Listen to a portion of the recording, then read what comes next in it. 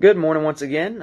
Daniel Whiting here with you from People's Baptist Church to bring you another daily devotional. We are going to be looking at passages almost in the way that we did the past 2 days. The past 2 days we looked at Hebrews chapters 5 and 6, and today we're going to be looking at 2 Corinthians chapters 5 and 6, and we'll be looking at the first part of chapter 6 and the last part of chapter 5, and we're going to start in chapter 6, verse number 1, where it says, this is Paul writing to the church at Corinth. He says, "We then, as workers together with him, beseech you also that ye receive not the grace of God in vain." And this verse, it starts not with the same word, but the same kind of idea as we saw in Hebrews chapter 6 the other day. It says, "We then," which you have to ask yourself, what is that then in reference to? What is the context of this that would have him say "we then"? And in this verse, he's talking about not receiving the grace of God in vain.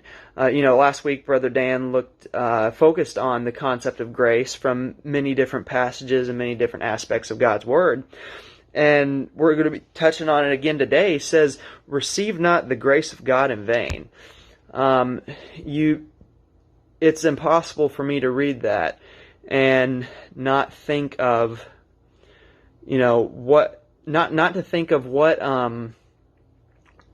what sacrifice Jesus made for us and dying on the cross for our salvation, everything he went through. And we're going to look back at what that "we then" is in reference to. We're going to look back in chapter 5, and we're going to start in verse number 14 of chapter 5, where it says, "For the love of Christ constraineth us, because we thus judge that if one died for all, then we're all dead, and that he died for all, that they which live should not henceforth live unto themselves, but unto him which died for them and rose again."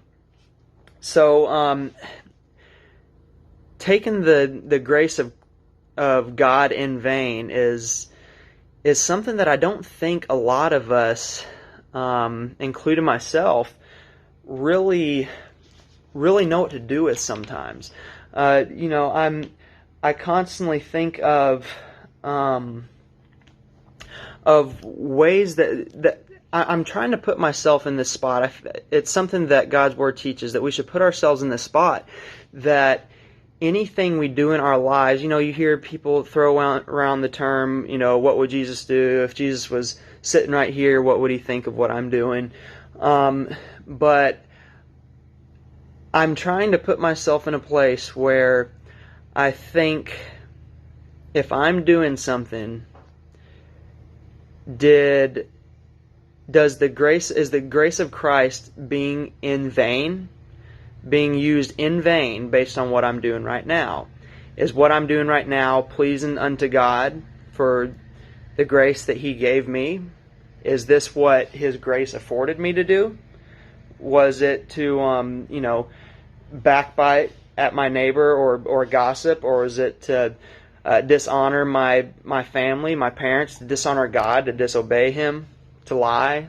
When I do these things, am I earning the grace of God that He's already given it to us? This is one of those. The salvation that we have through Christ is obviously a unique situation, but it's a unique situation in that we've already been given the grace, and after it's been given to us, we can't lose it, but He still calls us to earn it. And in His Word, He tells us. Paul tells us, God tells us through Paul, that we are to work out our own salvation in fear and trembling. We've already received it as a gift of grace, but we are to be working it out. So I hope that this has been an encouragement to you.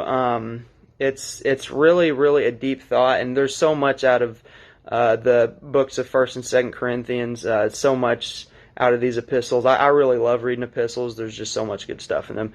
But I hope that we will begin to try to grasp this concept of not living our lives in a way that would take Christ's grace in vain. I hope that this has been a blessing to you, and that you will like and subscribe for more videos. Have a good day.